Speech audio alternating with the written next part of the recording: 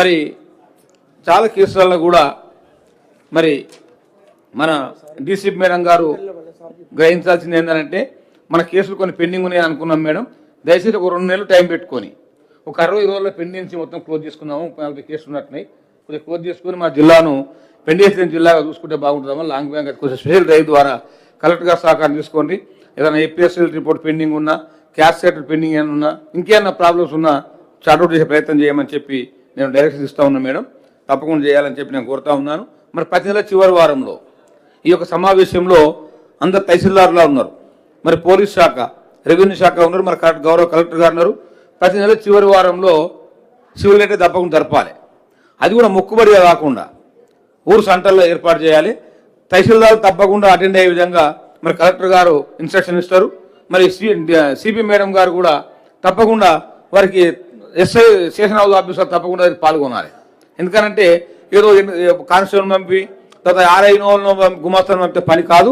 తప్పకుండా ఆ మీటింగ్ అన్ని శాఖల అధికారులు హాజరు కావాలి, డివిఎస్ మెంబర్ హాజరు కావాలి. అట్లా జరిపితే అన్ని విషయాల మీద అవగాహన ఉంటుంది మనకు. అక్కడ పోయినప్పుడు ఒకటే దాని మీద కాదు, ఇప్పుడు కులాంతర జరిగిన వారికి ఈ విధంగా పరిహారం వస్తుంది. తర్వాత విదేశీ విద్య కోసం మనం పోతే ఈ విధంగా మనకు అవకాశాలు 20 లక్షలు గవర్నమెంట్ ఇస్తున్నది. మరి గవర్నమెంట్ సంక్షేమ పథకాలు ఏమున్నాయి, మరి ఇంకా అంతరంతరం కూడా పాటిస్తున్నా లేదా, దేవాలయ ప్రవేశం అన్ని మంచిగా ఉన్నాయా లేవా అని అన్ని విషయాల మీద సమగ్రమైన అవగాహన కల్పిస్తే ఇవన్నీ సమస్యలు రావు. తర్వాత ప్రతి 3 నెలలకు ఒకసారి తప్పకుండా మేడం డివిఎంసీ మీటింగ్ తప్పకుండా జరిపించాలి మేడం. ఇవి డివిఎంసీ ఇలా మాట్లాడారు ఆ యొక్క మీటింగ్లో చర్చించాలి అన్ని విషయాలు జిల్లాలో. మీరు డిఎంసీ మీటింగ్ కూడా నేను మా డిఎస్సిడిఓగా లేనట్టు మేడం గారు ఉన్నారు, మీరు ఆ మీటింగ్కు తప్పకుండా మీరు ఒక 10 రోజుల ముందు ఎజెండా ఉంటే మాకు పంపించండి అమ్మా. నేను ఒక కమిషన్ మెంబర్కి ఆల్రెడీ నుంచి పంపిస్తా అవకాశం. నేను కూడా డిఎంసీ మీటింగ్లో పాల్గొంటా. ఇంకా డీప్గా మనం చర్చించుకునే అవకాశాలు ఉంటాయి. తప్పకుండా సబ్జెక్ట్ వైజ్ మాట్లాడుకోవచ్చు, అంటే బాగుంటుందని చెప్పి కూడా నేను తెలియజేసుకుంటూ, మరి మేడం గారు అయితే అన్ని విషయాల మీద చాలా క్లారిటీగా ఉంటుంది. మేడం గారి నుంచి బాగా తెలుసు నాకు. చాలా బ్రహ్మాండంగా పనిచేసే, ఇంతకుముందు మున్సిపల్ కమిషనర్గా కానీ చాలా బ్రహ్మాండంగా పనిచేసే మేడం ఉన్నారు కనుక కలెక్టర్గా ఉండడం మీ జిల్లా అదృష్టం. తప్పకుండా అన్ని సమస్యలు కూడా కింది స్థాయి అధికారులు మీరంతా జిల్లా అధికారులు పనిచేసినప్పుడే కదా కలెక్టర్ గారికి మంచి పేరు వచ్చేది, జిల్లా ప్రజలకు న్యాయం జరిగేది. కింది అధికారులు అంకితభావంతో పనిచేయాలని చెప్పి కూడా నేను కోరుతా ఉన్నాను. మరి రామచంద్రం మరి మాలమానాడు అదే డంపియాడిది తప్పకుండా తహసీల్దార్ గారిని తప్పకుండా చేయాలి. ఆయనకు సోమవారం కాయలు తెచ్చిస్తాడు, 2-3 రోజులు ఆ పని కావాలని చెప్పి నేను కోరుతా ఉన్నాను.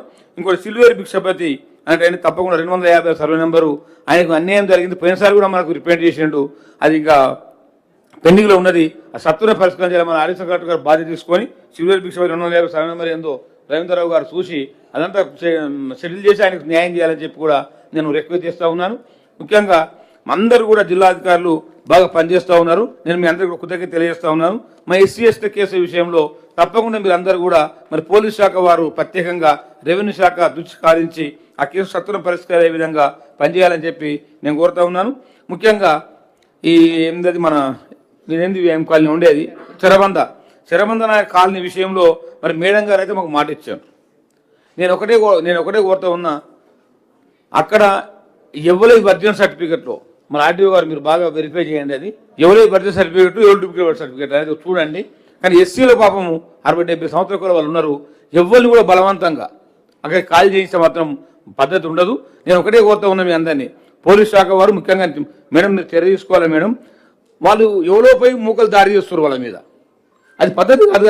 చట్ట ప్రకారం ఉంటే మీరు పోలీస్ శాఖ ద్వారా పనిచేయండి. మన మున్సిపల్ శాఖ ఉన్నారు వాళ్ళు మీరు తీసేయండి. వాళ్ళకి కావాలంటే ఏందో అడుగురు వాళ్ళను. వాళ్ళు ఎవరు బలవంతంగా చేసి తీసేస్తామంటే మాత్రం ఒప్పుకునే లేదు మేడం. నేను ఒకటి మా కలెక్టర్ మేడం గారు మాట ఇచ్చిండ్రు, ఎవరిని మా కమిషన్ ఆఫీసర్ చెప్పింది మేడం గారు, ఎవరిని బలవంతం తీసేస్తారో వాళ్ళు లింగుడు తీసేస్తాం, లింక్తో తీసేస్తామని చెప్పిండ్రు. నేను ఒకటే పోలీస్ శాఖను కోరుతూ ఉన్నా. తర్వాత ఆ యొక్క మున్సిపల్ శాఖ వాళ్ళు ఎండోమెంట్ ఉన్నారు, నేను ఒకటే చెప్తా ఉన్నా, వాళ్ళను బలవంతంగా మీరు ఎవరు కాల్ చేసే ప్రయత్నం చేసినా, మీరు బలవంతంగా చేస్తే మాత్రం మీ అందరు ఎవరైతే ఉండదో ఎస్సీ ఎస్టీ కేసులు పెట్టించి ఏ అధికారి పోలీస్ శాఖ కావచ్చు, రెవెన్యూలు కావచ్చు, ఎండోమెంట్లు కావచ్చు, ఎస్సీ ఎస్టీ కేసు పెట్టి మేము జైలు తోలేదు ఖాయం. ఎస్సీ కమిషన్ కూడా మీకు సూచిస్తుంది. మీరు ఎవరిని బలవంతం చేయకండి దయచేసి. మాకు జీవించే హక్కు ఉన్నది. ఎస్సీ ఎస్టీ కమిషన్ భారత రాజ్యాంగం ప్రకారం, అంబేద్కర్ హక్కు ప్రకారం వాళ్ళు జీవించే హక్కు ఉన్నది. వాళ్ళు ఇష్టం కొద్దీ మీరు పోతారంటే సరే, వాళ్ళు మంచి కొంతమంది మాకు అంత అన్న కూడా కొంచెం డిఫరెన్స్ ఉన్నాయి. 5, 6, 10 మంది వాళ్ళు ఏమంటున్నారు, సార్ మాకు ప్యాకేజ్ వచ్చింది సార్, మాకు WP మిల్ వచ్చింది, మాకు ఉద్యోగం వచ్చింది, మేము పోతామంటారు. అంటే పోదంటే మీరు పోని, వాళ్ళు ఇష్టపడే పోని. ఇప్పుడు మన హక్కును మనం హరించకండి దయచేసి.